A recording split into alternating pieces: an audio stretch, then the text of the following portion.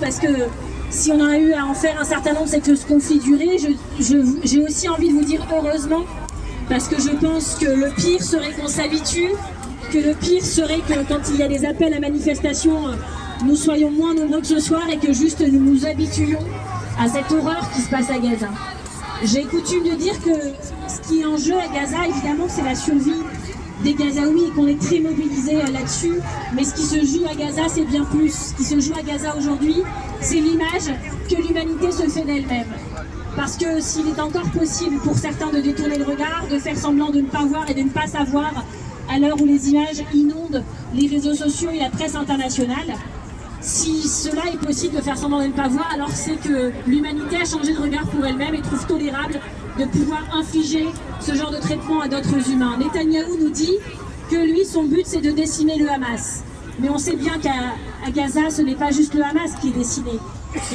C'est la population gazaoui, décimée par la faim, décimée par les bombes, décimée par l'absence de soins, intentionnellement, les lieux de soins ont été ciblés, ainsi que les personnes qui soit s'y soignaient, soit y prodiguer des soins. Ce qui se passe à Gaza est terrible et oui, ça a un nom, ça s'appelle un génocide.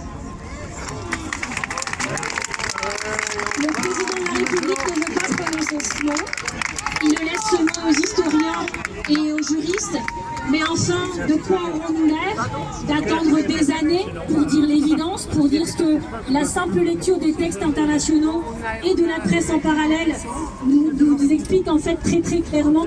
Donc je ne comprends pas que dans ce genre de situation, on coupe les cheveux en quatre. La France, dans son histoire, a été capable d'avoir des mots très forts et de singulariser, d'avoir une voix singulière sur la scène internationale. Et à l'époque, ça a changé la donne. Et à l'époque, on était fiers d'être, même si le ministre des Affaires étrangères qui tenait ses propos n'était pas forcément de notre camp politique.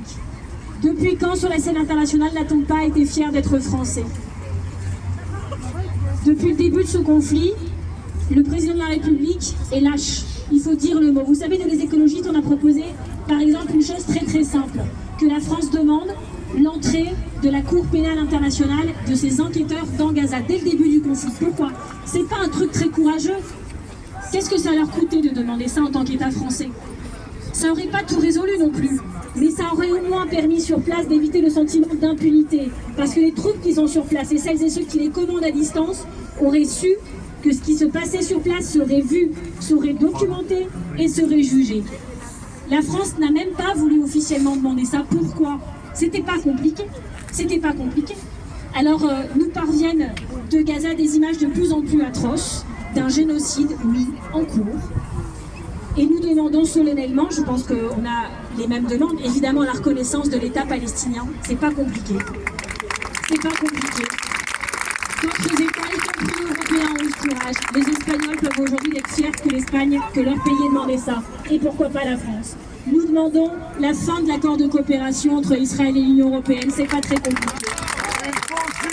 Nous demandons que les responsables israéliens ciblés par la justice internationale soient, s'il y en avait l'occasion, arrêtés aussi. Arrêté et très récemment, M. Netanyahou a pu survoler le territoire national français. Il a eu l'autorisation de le faire pour la France, ce qui est inacceptable et contraire au droit international.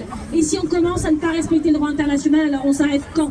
On s'arrête où? Quel message on envoie partout dans le monde? Et donc nous demandons aussi des sanctions économiques fortes. Il ne faut plus livrer non seulement d'armes à Israël, mais non plus aucun composant qui puisse servir à fabriquer des armes en Israël. Parce que ces armes sont en train de faire un génocide. Et que si Emmanuel Macron ne prononce pas ce mot, peut-être que c'est parce qu'il sait que s'il prononce le mot génocide, alors il prononce aussi son auto-incrimination pour complicité, pour non-assistance, alors que c'est en train de se produire. Donc plus d'armes et sanctions économiques fortes. Je vois là par exemple qu'il y a un salon du Bourget qui est prévu bientôt et que Israël y sera présent en tant qu'État. C'est un vrai sujet.